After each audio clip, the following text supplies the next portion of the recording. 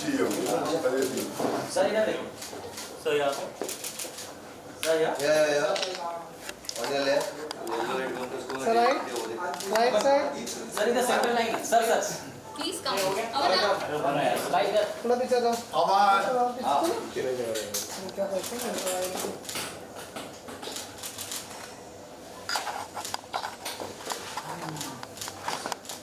एक on your left Yes, thank you. अच्छी तरह और सर एक आपका शो। घर But Saba. घर के आसपास और सर इधर देखिए ना सामने। I want to बड़े भी see. कुछ पहन के स्पेशल सर इधर सामने। Sir, right side. सर इधर। Yes, very sir bad. on your left See the plates. what's on your left Sir, right. सामने देखिए सामने। सर। राइट बोल रहा है वो हाँ। sir centre. right से left तक देखिए sir centre centre. Right. Sir. Thank you. Puneet से गिफ्ट हाँ आया। आज रही जा क्या कहते हैं समथिंग स्मोकिंग डाइट टाइम्स पीछे आ जाओ। Zoom कर लो। हाँ सर इधर देखिए। Right. Right side. सर आपके लेफ्ट यहाँ पे थोड़ा टर्न हो जाएगा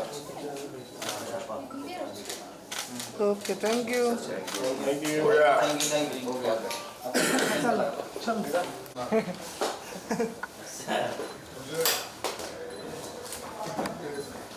जी पिताजी कहाँ नीरज का आज ही है मैं वो है मुंबई में अच्छा लगा दिल्ली चला गया कभी आते रहते सीरियस लगा चक्कर क्या है नहीं सर कुछ तो बात दीदी मारी। दीदी तो नहीं मारी। चल भाई आ जाओ अब Shrita Yes, boss. Aman Shweta, Aman, please come. हाँ जी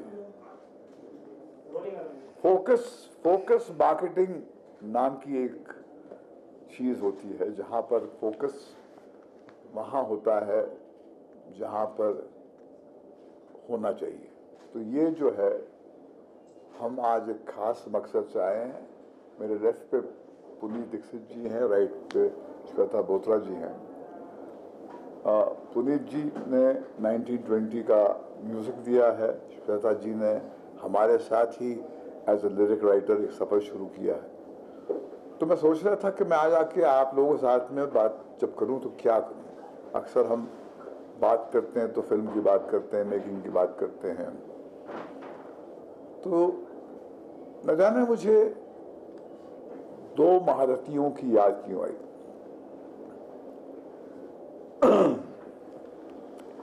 MM क्रीम किरवानी जी और आनंद बख्शी जी, एक्चुअली तीन। उससे पहले नदीम श्रवण और समीर,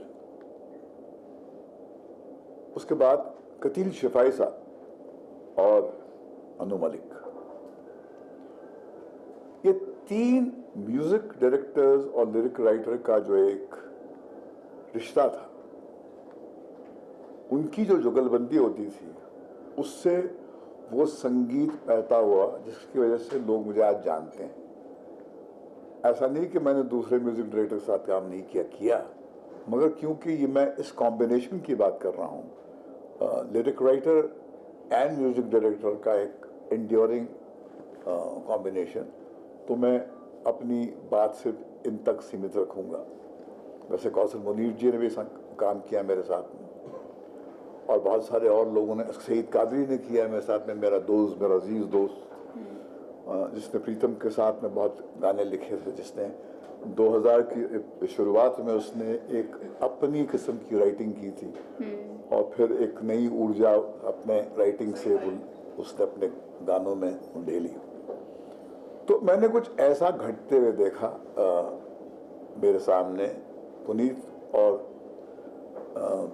श्वेता के कॉम्बिनेशन के साथ। दोनों मध्य प्रदेश के हैं, इसको आप बोलते हैं हिंदुस्तान का हार्टलैंड है। दोनों जो हैं एक नौजवान पीढ़ी को रिप्रेजेंट करते हैं। और जब मैं पहले मर्तबा पुनीत से मिला था तो मुझे याद है एक टेलीविज़न का हम एक शो कर रहे थे स्टार के लिए, दिल जैसे धड़के धड़कने दो।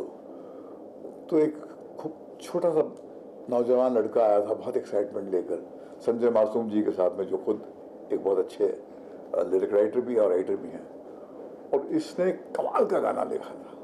काश वो टेलीविज़न शो उस गाने से लॉन्च होता तो शायद उसकी जो टीआरपी जो है शुरू से कम आसमान को छूती, मगर वो ऐसा नहीं हुआ। फिर वो कोविड आ गया तो वो शो ही उसने दम तोड़ दिया।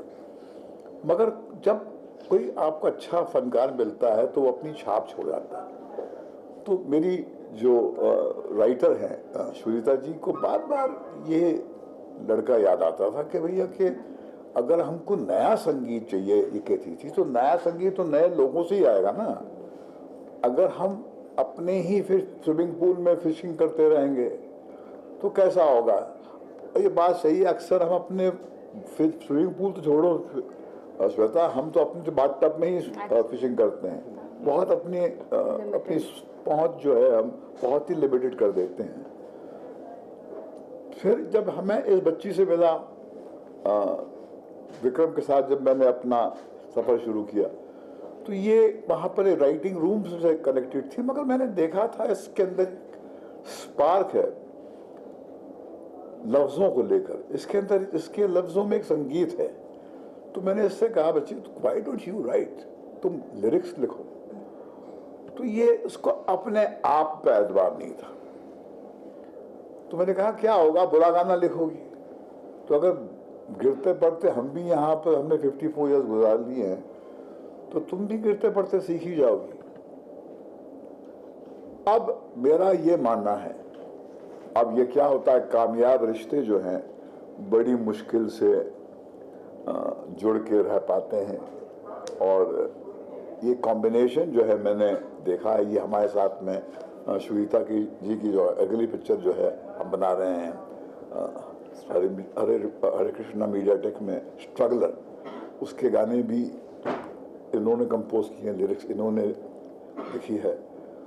ये हमारे साथ बहुत ज़्यादा काम करने वाले हैं आने वाले कल में। और लेखक क्योंकि हमारे राइटिंग रूम का ये हिस्सा है, और जब कोई लिरिक राइटर आपके राइटिंग रूम से कनेक्टेड होता है तो उसकी राइटिंग में वो कथानक की गूंज होती है। नहीं तो बाहर से जब हम लाते हैं एक लिरिक राइटर तो उसको हम सिचुएशन समझाते हैं, मगर बहुत कोशिशों के बावजूद, बहुत ईमानदारी के बावजूद भी वो कुछ कटा हुआ, कुछ अलग जिस्म का एक हिस्सा लगता है कि आगे जुड़ गया है। तो मेरा ये मानना है कि मैं चाहूँगा कि ये दोनों अपने इस कॉम्बिनेशन को ज़िंदा रखें, और 1920 के गाने जो हैं बहुत ही खूबसूरत गाने हैं। एक 1920 फ्रेंचाइज जो एक हॉरर फ्रेंचाइज है, जिसमें अक्सर आप ये उम्मीद करते ही नहीं है कि कुछ राइटिंग में गहराई होगी। अगर आप गाने सुने जो शायद इन्होंने आपको नहीं सुनाया, तो आपको महसूस होगा कि संगीत से लेकर इनकी राइटिंग में एक ऐसी गहराई है जो हमारी कहानी को एक डेप्थ देती है। नहीं तो ये हॉरर फिल्म में ऐसे गाने बड़ी मुश्किल से आते हैं, और आते हैं तो हमारी राज थी, वो भी बहुत बड़ी हिट थी, हॉरर जॉनर की फिल्म थी, मगर वो रोमांटिक सॉन्ग्स थे। तो रोमांटिक सॉन्ग का एक अपना एक मयार होता है, और वो दिल की गहराइयों तक पहुंच नहीं पाते हैं। तो मैं तो श्वेता से कहता हूं कि इसने एक लोरी जो लिखी है, जो इसने कंपोज की है, वो इतनी आउटस्टैंडिंग है, जो मैं चाहूँगा कि आप उसे सुने यहाँ पर, और आप इनसे पूछें, क्योंकि मेरा फ़र्ज़ ये था कि एक नौजवान पीढ़ी जो आने वाले कल में टॉर्च बेरर्स होंगे, जिनके गाने आप सुनेंगे, उनसे आप रूबरू हों, उनसे बात करें, क्योंकि ये आने वाले कल में ये फ्रंट रोज में आपको मिलेंगे, और यकीनन अपनी वो पहचान बनाएंगे जो बाकी great music directors and writers have created in the past. कभी इनका भी जिक्र वैसे ही होगा जैसे मैंने अभी एम करीम साहब का किया, बख्शी साहब का किया, समीर जी का किया, नदीम श्रवण का किया, सईद कादरी या प्रीतम का किया, और कतील शिफाई साहब अन्नू मलिक का किया। अन्नू मलिक का तो पूर्ण जीवन जन्म हुआ था फिर तेरी कहानी याद आई से। तो जब लफ्ज़ों के साथ में म्यूज़िक डायरेक्टर की रूह जुड़ जाती है तो कुछ और ही हो जाता है, और वही रहा है राज। हमारे में कोई ऐसे कुछ जादू की छड़ी नहीं होती है हमारे पास। हम केवल म्यूज़िक डायरेक्टर्स की गहराई को छूते हैं, लिरिक राइटर की गहराई को छूते हैं, फिर बाकी सब चमत्कार इनका होता है। ये तो आप लोग हमको फोरग्राउंड में रखते हैं तो ये बेचारे पीछे रह जाते हैं जब तक म्यूज़िक डायरेक्टर बहुत बड़ा स्टार नहीं बन जाए। एक ज़माना था हम बचपन में, शायद आप लोग सब कोई पैदा भी नहीं हुआ होगा, एक ओपी नैयर साहब से, वो इतने बड़े म्यूज़िक डायरेक्टर थे कि उनके होर्डिंग्स लगते थे, और वो बहुत पॉपुलर सिगरेट ब्रांड्स की को एडवर्टाइज करते थे, और बम्बई की सड़कों पे आप देखते थे कि ओपी नैयर साहब का होर्डिंग थे। फिर एक ज़माना था जब डिस्ट्रीब्यूटर पूछते संगीत किसका, म्यूज़िक किसका, तो वो दौर जो है कहीं पर एक डिजिटल एज में और एक रीमिक्स के ज़माने में कहीं पर हम अपनी रूह से कट गए हैं, अपनी मेलोडी से कट गए हैं, और कहीं क्योंकि ये main land heartland of India से आए हैं, इनके कानों में भी वो गाने गूंजते हैं जिस पे ये पले हैं, बड़े हैं हमारे गाने सुनकर, मगर इनका अपना बहुत कुछ है जो ये लेके आए हैं, और वो जो उनका अपना है उसके वजह से हमारे पुराने जो जाले हैं, हमारे पे जो जंग और हमारे पे जो धूल जो है चिपकी है, हम कुछ धुल जाते हैं, कुछ साफ हो जाते हैं। और जैसे मैंने पिछली प्रेस मीटिंग में भी कहा था कि ये दौर है रिवर्स मेंटरिंग का।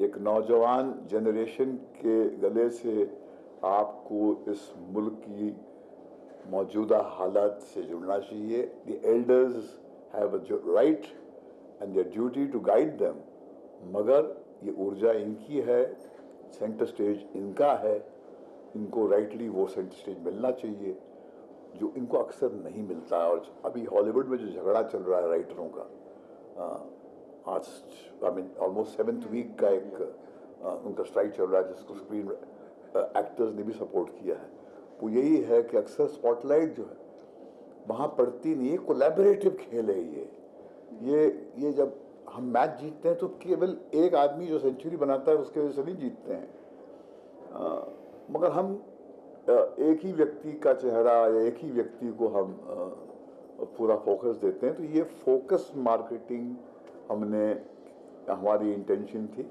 इसलिए अब मैंने काफ़ी कुछ बोल दिया है। अब स्पॉटलाइट इस बच्ची पे और इस बच्चे पे होगी, और बाकी जो मेरे राइटर्स हैं, अमन जी भी राइटर हैं मेरे, और सुनीता जी भी है, इनसे होनी चाहिए बातचीत।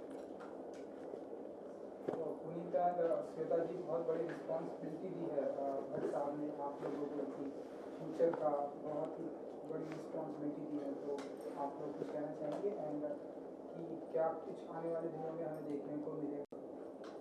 पहले कौन बोले, ये बोले कि ये बोले? सबसे पहले तो मैं एक बात बोलना चाहूँगा, भट्ट साहब की बातों को तो ऑफिशियली ड्रग डिक्लेयर कर देना चाहिए। अरे बाबा रे बाबा ऐसा लगता है वो जब बोलते हैं तो ऐसा लगता है सुनते ही जाओ, वो बहुत आप बोलते रहा करिए ऐसे ही, और वो हम लोग वो हो जाते हैं कि इतनी बातें सीखने को मिल जाती हैं, और जो म्यूज़िक हम लोगों ने निकाला है वो कहीं ना कहीं इनकी बातों से ही आया है। एक गाना है वो कहानी फिर कभी 1920 का पहला गाना, मैं उसका एक छोटा सा किस्सा बताता हूँ। दिल जैसे धड़के रखने दो के टाइम पे हम लोग सेट पे थे फिल्म सिटी में, तो भट्ट साहब से किसी ने पूछा कि भट्ट साहब आप सड़क 2 के बारे में कुछ कहना चाहेंगे, तो भट्ट साहब ने बोला वो कहानी फिर कभी एंड मैंने वो लाइन नोट कर ली, अरे यार ये तो गाना है। एंड फिर वो कोविड वगैरह आ गया था तो गाना मैंने बनाया एंड मैम को भेजा था बहुत पहले, and one of the ma'am's favourite song also. तो वो गाना फिर मैंने जब भट्ट साहब को सुनाया तो ये किस्सा बताया, तो देखिए 1920 में वो गाना आ गया फाइनली। अच्छा, तो ऐसी इतनी सारी बातें हैं जिसको हम लोग कुछ बोलते तो हम लोग है नहीं, क्योंकि बोल ही नहीं पाते वहाँ पे बैठ के, तो सिर्फ सुनते रहते हैं, लेकिन सुनते हुए भी हम लोग बहुत कुछ निकाल लेते हैं। इवन श्वेता तो पूरे टाइम वहाँ ही रहती है, तो मैं सिर्फ चुराती हूँ। तो कंटेंट तो यहीं से आता है और यहीं से आता रहेगा आने वाले समय में। तो जो भी आपको सुनाई देगा, दिखाई देगा, वो रिफ्लेक्शन तो भट्ट साहब का ही है। और एज यू नो ऑल कि भट्ट साहब का मेरा मुझ में कुछ नहीं, मैंने भी कहीं से हासिल किया है। लागे तुझसे मंदिर। तो जैसा कि आप लोगों ने तो सब देखा है और हिस्ट्री भी है कि भट्ट साहब के निकाले हुए गाने, फिल्म्स, एवरीथिंग जो कि इतने मज़ेदार होते हैं, कमाल के होते हैं। मैंने भी वहीं से सीखा है।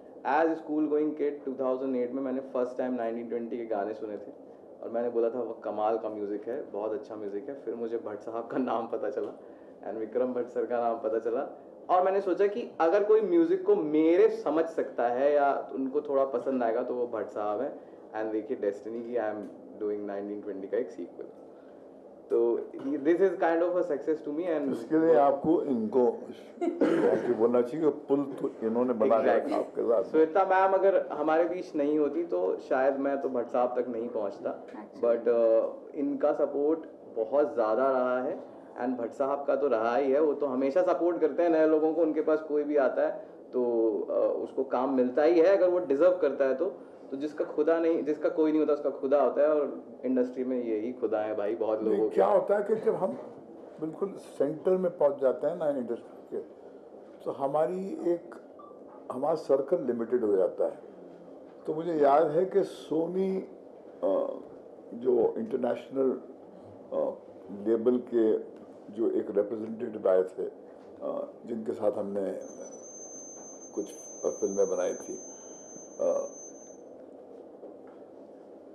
उसने एक बात कही थी कि जब हिंदुस्तान के फिल्म मेकर्स को ये बात समझ में आ जाएगी कि वो लोग जो इंडस्ट्री से कनेक्टेड नहीं हैं, जो यहाँ पर मौजूदा जो राइटर्स नहीं हैं, म्यूज़िक डायरेक्टर्स नहीं हैं, उनके साथ काम करना शुरू करेंगे, तो हो सकता है कि ये जो दीवारें आपने खड़ी की हैं जहाँ पर सिर्फ कुछ लोग अंदर प्लेयर्स हैं, बाकी बाहर हैं, तो हो सकता है कि वो ला के आपके अंदर एक नई जान फूके। तो शुरिता जो थी ये बंगाल से आई हैं, कलकत्ते से आई हैं, तो वो लिटरेरी फेस अपना वर्ल्ड से आई हैं। तो इसके पास वो आँख थी कि जब हम म्यूज़िक डायरेक्टर्स के बारे में डिस्कस कर रहे थे तो इसने हमको कहा, विक्रम को कहा कि क्यों ना हम उस लड़के को लें जिसने हमारे लिए एक गाना दिया था, मगर वो शो बंद हो गया। फिर हमने वो गाना सुनाया विक्रम को, तो विक्रम ने कहा यह वाकई ये कमाल का गाना है। और फिर वहाँ से एक शुरुआत हुई, मगर वो आँख जो है वो एक पाक आँख थी, उस पर बाजार की धूल नहीं बैठी थी। और इसलिए मैं कहता हूँ कि नया संगीत, नई राइटिंग, नया टैलेंट ही आके एक नई ऊर्जा लाएगा। और हमको अपनी, ये तो आजकल फॉर्चुनेटली है डिजिटल एज की वजह से आपके पास इंफॉर्मेशन, आपके पास कंटेंट दुनिया भर से आ जाता है। तो ये, मगर फिर भी जैसे मैं इसको कह रहा था, ऐसे यार मुझे समझ में नहीं आता, तो इतना टैलेंटेड आदमी है, आज के गेटकीपर्स जो हैं कोई है ही नहीं। ये मुझे याद है टिम कुक जो थे CEO के, अब है एप्पल के, वो जो हमारे सेट पे आए थे महबूब में, तो उन्होंने ये सब आईफोन ऐसे उठाया, उन्होंने कहा कि all that you need is this to make, distribute and consume films. This has changed the world. मैं उसकी आंखों में जो चमक थी और जिस सर्टेनिटी के साथ उसने ये सत्य का इजहार किया, मैं कभी भूल ही नहीं सकता। और ये फैक्ट मैं इससे कह रहा था, मैं इनसे कह रहा था, मैं इनको कहता हूँ कि वो गेटकीपर्स जो हैं वो खुद आउटडेटेड हो गए हैं। आज आपको ऑडियंस तक पहुँचने के लिए ब्रिज सारे मौजूद हैं आपके पास, क्योंकि आखिरकार आपको पहुँचना दर्शक तक है ना, या लिसनर तक है। तो आप, ज़रूरी नहीं है कि आप किसी एक एस्टैब्लिश्ड लेबल के दरवाजे पे जाकर घुटने टेक कर उनसे गिड़गड़ा कर कहें कि साहब मैं बहुत टैलेंटेड आदमी हूँ। भैया आप कितने भी टैलेंटेड हों, अगर मेरे पास वो आँख ही नहीं तो आप क्या करेंगे? बिल्कुल करेक्ट। तो आप लोग कभी कभी मुझे लगता है कि आप अंधों के शहर में आईना बेचने निकले हैं। आप दूसरों को कैसे दिखाएंगे कि आप में इतना टैलेंट है? तो मैं अक्सर ये भी कहता हूँ कि there is no lack of talent in this country, there is a lack of talent to spot talent. और यही एक बात अगर हम याद कर लें, इसकी गांठ बांध लें, तो हम अपने आप को फ्रेश और रीइन्वेंट करते रहेंगे। But then you feel that, as you said, that there is lots of content and like people are exposed to so many things, like because of the internet and stuff. तो कितनी अच्छी बात भी है और बुरी बात भी है, क्योंकि लोगों ने इतना कुछ देखा है, सुना है, तो everyone has become an expert also. तो ये दौर जो है एक्चुअली वो आपके हिसाब से कितना सही भी है? और देखिए जर्नलिज्म में भी ये भय जो है आया था कि साहब आजकल तो हर कोई व्यक्ति जो है जर्नलिस्ट हो गया है, मगर एक इन्फॉर्म्ड ओपिनियन होती है। एक व्यक्ति होता है जिसने तपस्या से, बहुत मेहनत से एक क्राफ्ट को मास्टर किया है। जब उसका आप काम पढ़ते हैं, एक एस्टैब्लिश्ड न्यूज़पेपर हो या एक एस्टैब्लिश्ड नेटवर्क हो, उसका आप कंटेंट देखते हैं, तो उसका कोर, उसमें कोर होता है, उसका अंदाज आपको पेश करने का होता है नया, और वो एक सम्मान करते हैं आपके वक्त का।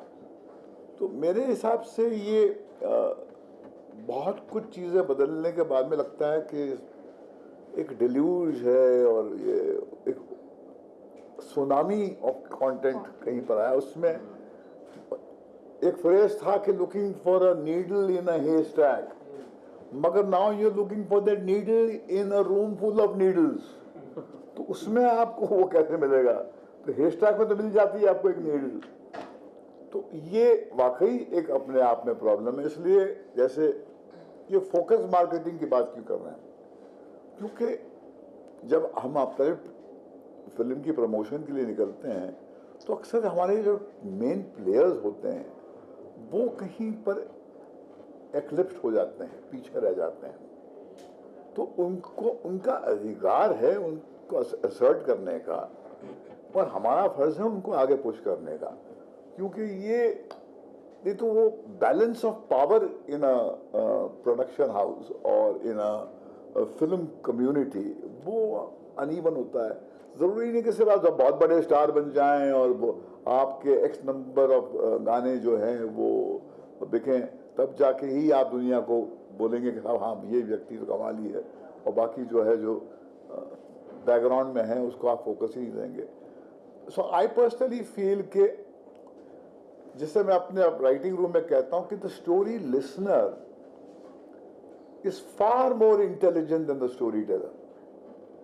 कि हमारा जो सिक्योरिटी का जो लड़का था जिसने हमको यहाँ पर आते वक्त रोका और फिर हमसे वो साइन करवाया, उसमें हमसे ज़्यादा समझ है। हमने इतनी सारी फिल्में बनाई हैं, तो हम कहानी बना तो लेते हैं, मगर कहानी सुनकर उसकी उस पर सही किस्म का रिस्पांस देना, सही जगह पर उंगली रखना, कहना कि साहब ये इसमें ये नहीं है, इसमें ये वीकनेस है, वो स्टोरी लिसनर में होती है। इसलिए बड़े बड़े प्रोजेक्ट्स बनते हैं, बाहर से जुड़े हुए होते हैं। हमने भी इतनी सारी फिल्में बनाई, इतनी कॉन्फिडेंस के साथ बनाई, मगर पानी नहीं मांगा उन फिल्मों ने, क्योंकि वो दर्शक के पास वो एक सोच होती है। तो मेरे ख्याल में जो कंटेंट म्यूजिक के क्षेत्र में यह है कि द लिसनर, अच्छा गाना आपके पास पहुंच ही जाता है। और ये तो मैं कहूँगा, छाती ठोक के कहूँगा, इनसे कहूँगा कि आग को किसी पीआरओ की ज़रूरत नहीं है। आग पीआर मशीनरी नहीं ढूंढता, वो अपने आप फैलती है। तो अच्छा गाना, अच्छी फिल्म, अच्छा कंटेंट किसी भी फील्ड में हो, अच्छी किताब, वो आग की तरह फैलती है, आप रोक ही नहीं सकते। और उनका उसका फिर असर सालों साल रहता है। जैसे MM क्रीम का गली में आज चांद निकला, तू मिले एक दिल खिले, नदीम श्रवण के गाने जो आशिकी के हैं, बहुत सारे गाने, शहीद कादरी के गाने, आवारापन बंजारापन, तो ये सारे गाने वक्त के साथ में कहीं पर पुराने ही नहीं हुए, उन पे झुर्रियाँ पड़ी ही नहीं, क्योंकि उनकी रूह जो है बहुत ही सच्ची थी और उसमें वो हर एज पे रेलेवेंट है। मैं चाहूंगा जरा हमारी क्या लगता है कि आपको कि अब आप जो है फिल्म में भी आपने म्यूजिक दी है, आप रॉकस्टार रॉकी और श्वेता, आप क्या आप जो है राइटिंग की रानी बनने की राह पर निकल पड़ी? अभी ये एक्चुअली रॉकी रानी का प्रमोशन भी हो रहा है। हाँ वही नहीं भाई, this is he's a very sensible, he's a very sensible, he's a very sensible journalist because he's using a contemporary idiom of today to make his point. नहीं बिल्कुल, बिकॉज आपने जो पूछा उससे मुझे सर आपने सलीम साहब का किस्सा बताया था कि अगर आप पहाड़ की चोटी तक नहीं पहुंच सकते तो पहाड़ चढ़ना मत शुरू करो, और आप एक चोटी पे पहुंच गए उसके बाद आपको दिखेगा एक और पहाड़ है, तो ऑब्वियसली एम वहीं तक जाने का है। अभी शुरुआत है, वक्त लगेगा, उसके लिए तैयार है कि ओवरनाइट सक्सेस जितना जल्दी मिलता है उतना जल्दी चला भी जाता है। सफ़र लंबा है बट हाँ वहीं तक पहुंचना है। भट्ट साहब हैं हमारे साथ। अरे हर फ्राइडे जो है हाँ तकदीर लिखते हैं आप लोग हमारी। अच्छा बट सर आपसे एक क्वेश्चन है कि आज के टाइम में आपको नहीं लगता कि freedom of expression towards cinema वो चीज़ कहीं ना कहीं छीन ली गई है, क्योंकि मेकर्स एक्सेप्ट नहीं करते हैं कि उन अगर कोई भी क्रिटिसाइज करे या फिर एक्टर्स, आपको क्या लगता है ये लूप है कहीं ना कहीं जो सिनेमा जिस राह पे जा रहा है अभी?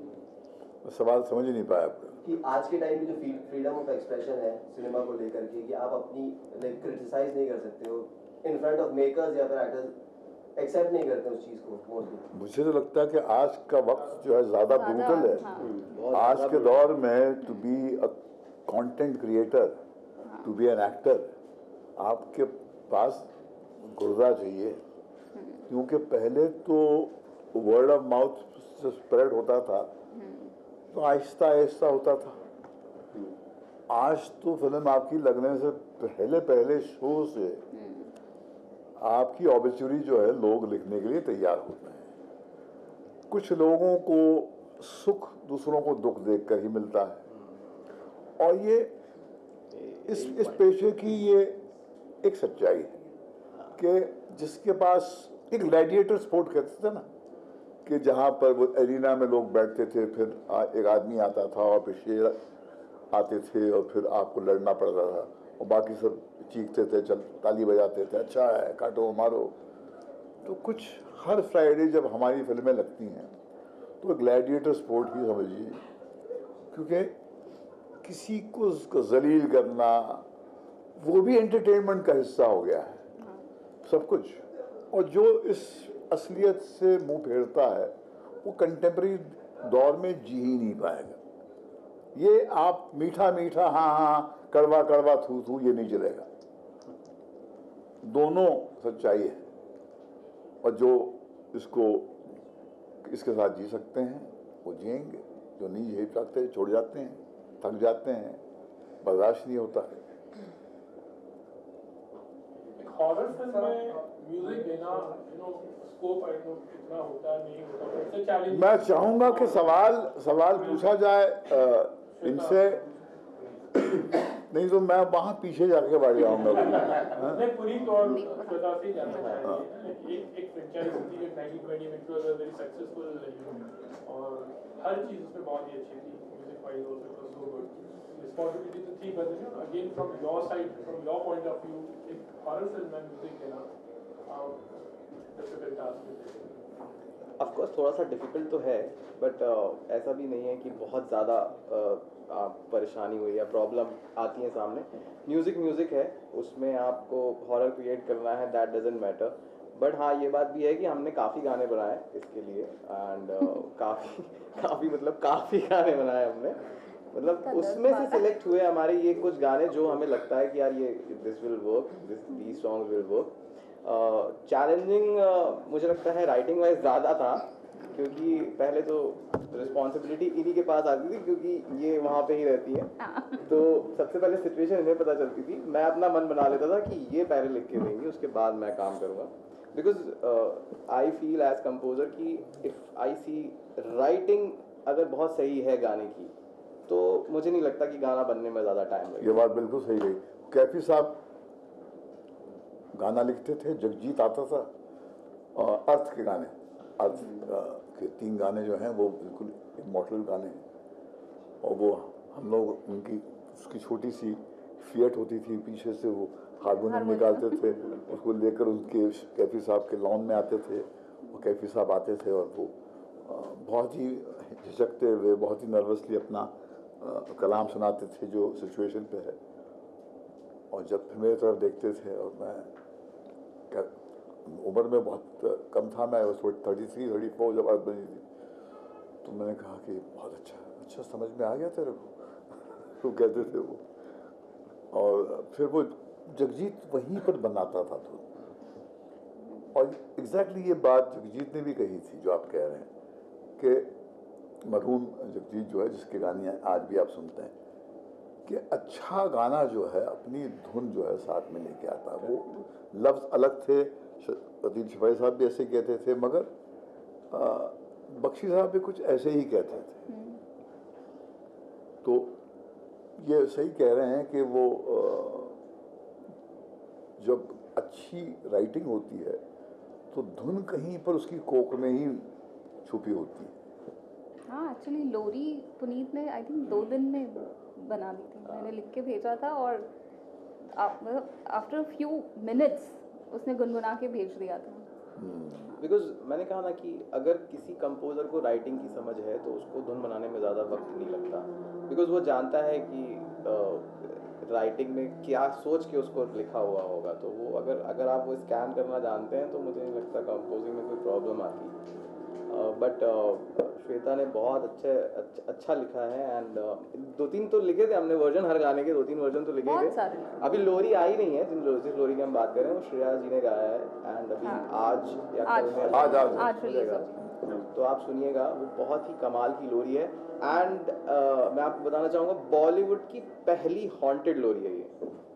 आज तक कभी भी हॉन्टेड लोरी नहीं आई है यहाँ पे। तो हाँ, ऐसा लगता है कि यूक्रेन में यूक्रेन में जंग चल रही है, उसमें माँ जो है अपने बच्चों को एक सुलाने के लिए एक लोरी सुना रही है। तो मुझे लगता है कि सबसे ज़्यादा इस गाने को हाईलाइट मिलेगा, बिकॉज एक तो लोरी है, ऊपर से हॉन्ट है। तो जिस तरह से हॉलीवुड में ललबाइज आते हैं, हॉन्टेड ललबाइज, हमारे यहाँ नहीं है। This is going to be the first. Sir एक चीज आपके गाने सुनेंगे मैं जवाब नहीं दूंगा, पहले आप बच्ची से पूछिए। नहीं, मैं बच्ची से बात कीजिए। नहीं, पहले बच्ची से बात कीजिए, मैं नहीं बात करूँगा। मैं बात ही नहीं करूँगा, मैं बात करूँगा ही नहीं जब तक आप मेरे सामने मेरे बच्चों का अपमान नहीं कर सकते। ये फोकस मार्केटिंग है, ये मंच इनका है। आप पहले इनसे पूछिए। सर इनसे सवाल कर रहा हूं। नहीं, उनसे पूछिए ना, आप वहाँ देखिए ना, तो मुझसे क्यों देख रहे? मैं छोटा सा आपका क्वेश्चन है, जो यंग जनरेशन है, यूथ है, जो भी चीज़ आपने अभी प्रोजेक्ट तैयार किया है, उसमें आप क्या उनको मैसेज देना चाहते हैं? मतलब एक चीज़ मुझे लगती है कि यंग जनरेशन ना ऑलरेडी बहुत इंटेलिजेंट और स्मार्ट लोग हैं, तो मैसेजिंग की तो मुझे नहीं लगता कोई ज़रूरत है। वो लोग, उन्हें पता है कि क्या अच्छा है क्या नहीं है। एक हम सोच लेते हैं कि यार इन्हें यही पसंद आ रहा है तो हम वही सर्व करते रहते हैं, वैसा नहीं है। उनका लगता है मुझे टेस्ट हम लोगों से भी ज़्यादा है, वो ग्लोबल सुन रहे हैं, अच्छा बुरा सब सुन रहे हैं। तो मैसेजिंग तो ऐसे कुछ नहीं है, बट एक होप है कि उन्हें पसंद आएगा, उस तरीके से लिखा गया है। साहब सवाल, आपकी फिल्म अब रिलीज हो जाएगी, थिएटर में आएगी, लेकिन इन दिनों और एक फिल्म आई है, बहुत ही चर्चा में है, क्योंकि आप हैं तो आपसे सवाल लोग पूछेंगे, आप जहाँ भी जाएंगे। मैं नहीं पूछूंगा तो कोई और पूछेगा। आदिपुरुष तो बहुत चर्चा चल रही है। पुनीत दीक्षित कमाल का म्यूजिक डायरेक्टर है, श्वेता जो है कमाल की राइटर हैं, दोनों मध्य प्रदेश से आए हैं। इन्होंने मेरे फिल्म में एक नई जान फूंकी है। आपने ना इसके पहले सवाल पूछा था कि आगे आप लोग क्या करने वाले हो, तो एक स्ट्रगलर फिल्म है जो इन्होंने लिखी है, यही डायरेक्ट करने वाली है। तो मैं और पुनीत ही उसमें म्यूजिक देंगे। ये आपका पहले सवाल था तो आई थिंक जवाब नहीं है। अच्छा श्वेता, कभी ऐसा हुआ कि राइटिंग में आपने की वो हाँ। सर को आपने दिखाया तो सर ने कहा कि नहीं कुछ लफ्ज ऐसे नहीं ऐसे हर करो, बार अगर कोई किस्सा अगर आपसे लफ्स के साथ सर नहीं, वो लफ्स के साथ छेड़छाड़ नहीं, बट हाँ फीलिंग के लिए कि थॉट कि ये हो सकता है और बेटर। तो मैंने बोला ना कि मैं तो चोर हूँ, मतलब उसमें कोई वो नहीं। बॉस मुझे बताते थे सिचुएशन, हम लोग डिस्कस करते थे और उन्हीं के कहे को मैं लिख देती थी। अच्छा आपने देखी तो होगी फिल्म आदिपुरुष? नहीं देखी। नहीं देखी। गाना सुनाएंगे, गाना सुनाएंगे, जरूर गाना सुनाइए। उसी के लिए हम आए हैं। नहीं, मैं भट्ट साहब ने नहीं देखी है। नहीं देखी। नहीं देखी। ना मैंने देखी, ना भट्ट साहब ने देखी, ना इन्होंने देखी, ना इन्होंने किसी ने नहीं देखी। बिकॉज नहीं देखी यार। अभी हम लोग अपनी फिल्म में बहुत नहीं है यार, 1920 में हम लोग देखेंगे, बार-बार बना के 1920 देखने जाएंगे। देखेंगे। भट्ट साहब पहले बहुत अब चेंज हो गए, बहुत सारे हर मुद्दों का जवाब देते थे, लेकिन अब नहीं, भट्ट साहब आज यहाँ पे किसी दूसरे मुद्दे को लेके आए हैं तो उसी का जवाब दिया। उन्हीं का कुछ गाना सुना दीजिए। अरे सुनाएंगे। अरे गाना नहीं, हम अगर गाना सुना देंगे तो शायद आप लोग सवाल पूछ पाएंगे। अभी अगर आप लोगों ने नहीं सुने हो तो बेटर है कि गाना सुना अपनी आवाज में गाते भी बहुत बढ़िया। अपनी आवाज। क्या बहुत चिल्लाते, मैं गाना गाता हूँ। ये साउंड बॉक्स भी है ना, साउंड बॉक्स था ना। मैंने एक बहुत बड़ा साउंड बॉक्स लेके आए यहाँ पे, मुझे लगा कि गाना play मुझे भी होगा। उसी के लिए लगा था। गाना सुनाओ, बॉस गाना सुनाने बोल रहे हैं। तुमको सुनाओ ना, गा के सुनाएगा कि कौन सा सुनाएगा? सुनाओगे? कौन सा? वो कहानी सुना देता हूँ। हाँ, नहीं, वो लोरी कौन सुनाएगा? श्रेया की आवाज में वो तो। मेरे पास है उसकी हाँ बॉस, उसका दिखा क्लिप दो, है। दिखा दो बॉस, कैसे दिखाओगे? फोन पे। नहीं, कहाँ देखेंगे? ठीक है, मैं गाना सुना देता हूँ। हमारी फिल्म का जो मैं जिस गाने के बारे में बात कर रहा था वो कहानी फिर कभी, मैं उसका अंतरा सुनाता हूँ आपको। बड़ा प्यारा अंतरा लिखा है श्वेता ने। कैसी काली रात थी जिसने सब कुछ मेरा छीन लिया है, जिसको बुना था हाथों से अपने, रिश्ता वो पल में टूट गया है। होगा सवेरा फिर से वहीं वो कहानी फिर कभी, अब हम मिलेंगे ना कहीं, वो कहानी फिर कभी। ये जो धुन है वो कहानी फिर कभी, ये तो उसी समय आ गई थी जब मैंने भट्ट साहब के मुंह से ये लाइन सुनी थी। तो जैसा कि भट्ट साहब ने कहा ना कि गाना अगर सही सेट है तो वो अपने आप धुन लेके आता है, उसी की सोल वहीं पे होती है एंड देन वो हमें मिल जाता है। मतलब हम तो चाहेंगे कि आप डायरेक्शन करते थे तो कोई प्लान है कुछ वो जो श्वेता बोत्रा जी जो है ना, इंदौर से आई हैं। इंदौर से आई हैं। श्वेता बोत्रा जी इंदौर से आई हैं। ये जबलपुर के हैं, जंगलों में रहते हैं, बाघ के साथ घूमते हैं। और मैं बार बार पूछता हूँ कि यार वहाँ पर शेरों की दहाड़ सुनकर तू यहाँ पर कैसे आ गया?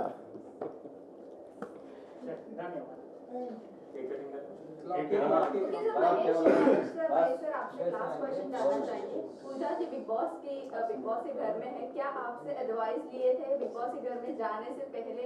क्या आपने कुछ सलाह दी? क्योंकि एक सेल्फ रिस्पेक्ट और सेल्फ एस्टीम की बात आती है वहाँ पर जाने के बाद, क्या कहना चाहूँगी? जैसे एम क्रीम और आनंद बख्शी साहब का जिक्र किया, जैसे समीर और नदीम श्रवण का मैंने जिक्र किया, आने वाले कल में लोग पुनीत दीक्षित और श्वेता बोत्रा का जिक्र करेंगे।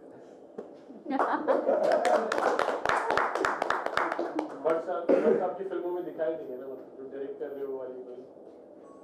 ये डायरेक्ट करेंगे अभी अगली फिल्म, उसमें भट्ट साहब भी रहेंगे। वो सरप्राइज हो सकता है। हाँ। सरप्राइज हो सकते हैं। Thank you. अरे बोतल हटा दो। प्रशांत भाई बोतल लगा लो ना। प्रशांत भाई बोतल पानी का बोतल। आइए काटेंगे, आइए चलो आइए काटेंगे, आइए क्या कर रहा है?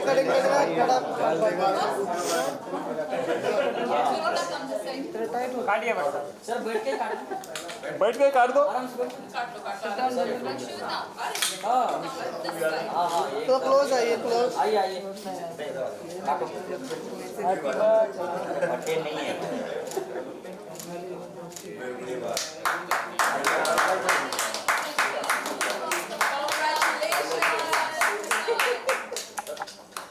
आइए काट व्हाट्सएप पर लाइक थोड़ा सा ऐसा मुंह के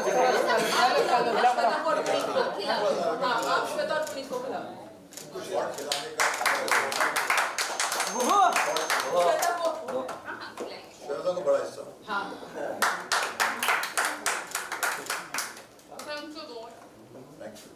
थैंक यू चलो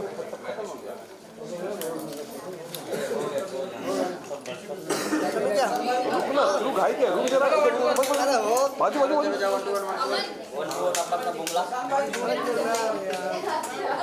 तू बाजू तो पागल। अरे यार ये तो और बड़ी लगा। अरे चलो ये सामने से विनोद सर गाना गा रहे हैं। सर गाना गा रहे थे। राजा मेरा गुड्डू मेरा पप्पू आता है आप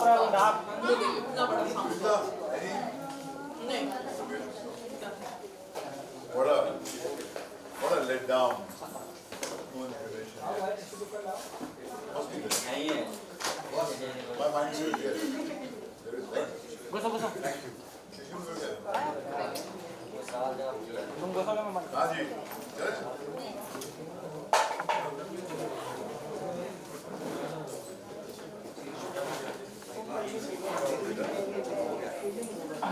चले अरे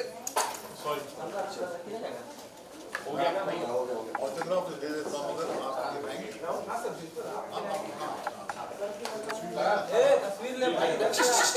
सामने से हटो अरे सामने से हटो ये बाजू तो है।